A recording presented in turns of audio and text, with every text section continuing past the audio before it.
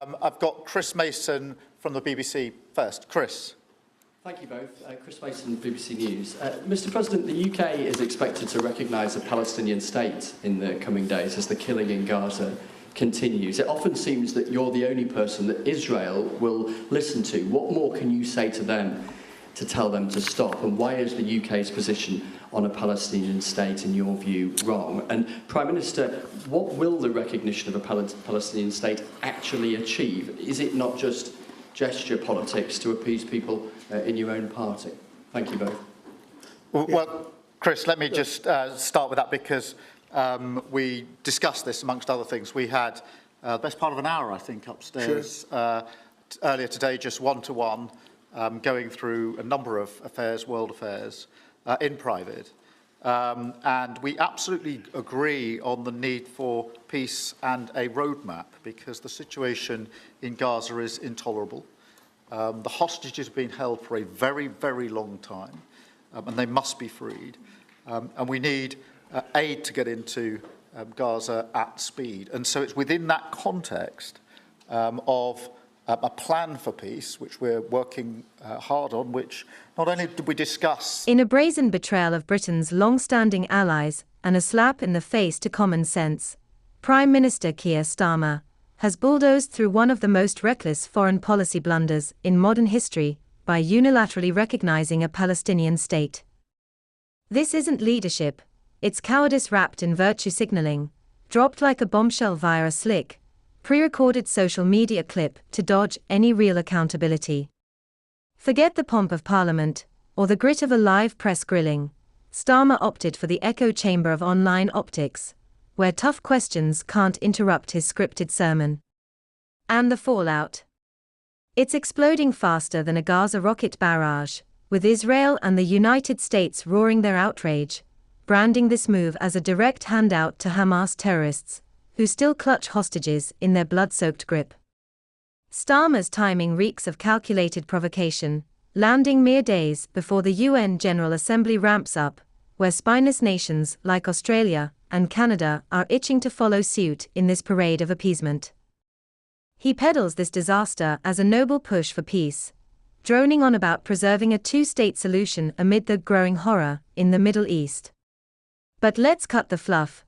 This is Britain ditching decades of balanced diplomacy for a flashy stunt that reeks of desperation to placate the radical left. It's not statesmanship.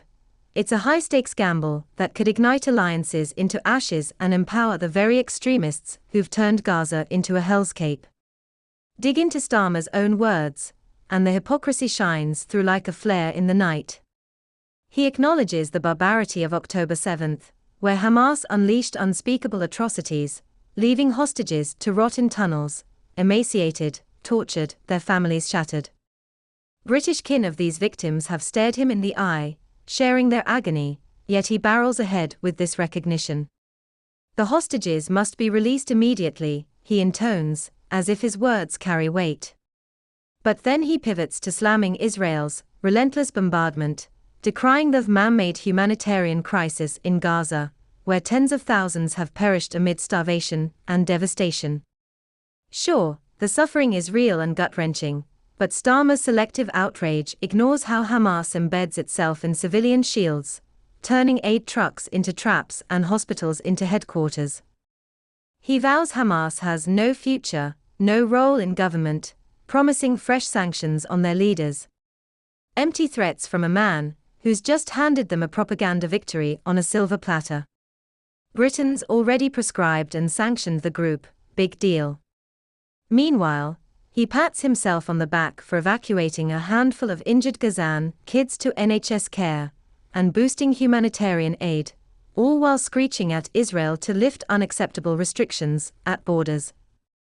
As if Israel's the sole villain here, not the terror outfit that started this nightmare by slaughtering innocents at a music festival.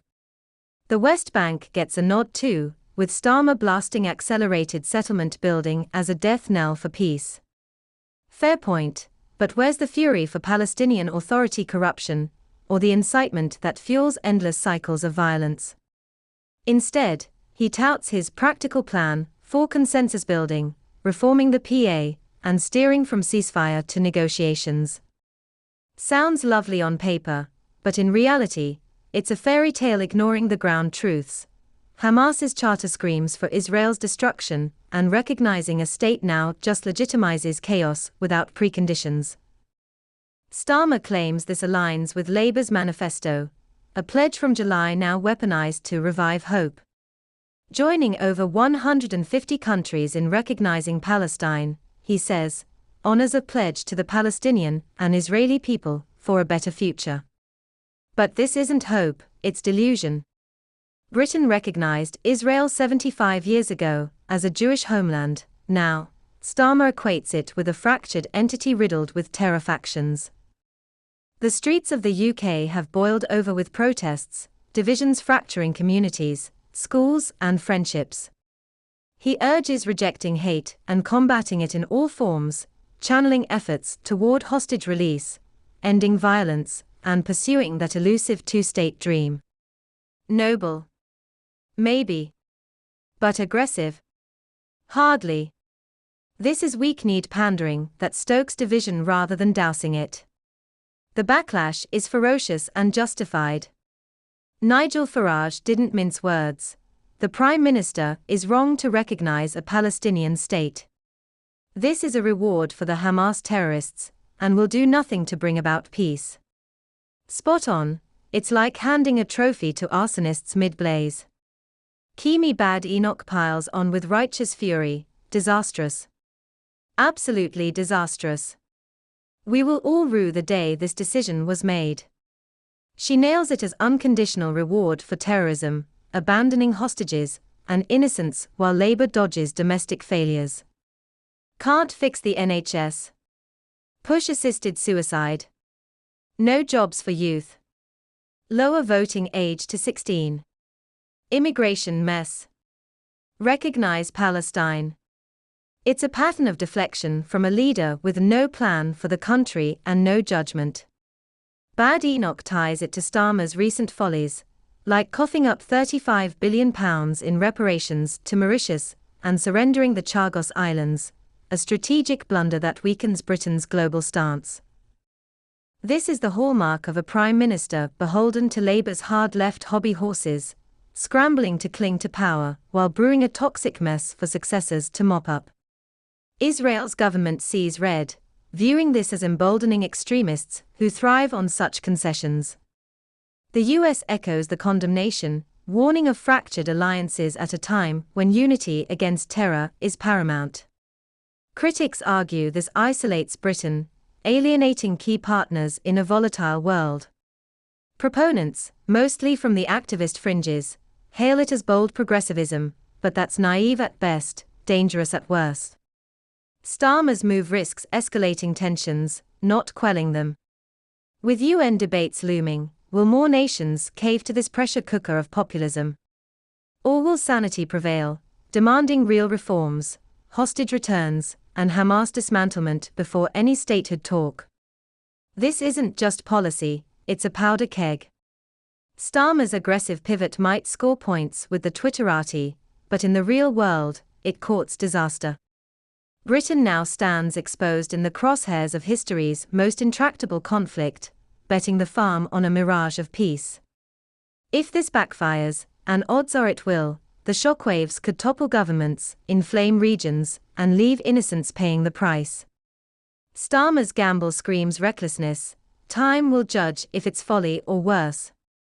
For now, the verdict from allies and realists is clear: a monumental mistake that weakens the West and rewards barbarity. What a way to lead, straight into the abyss.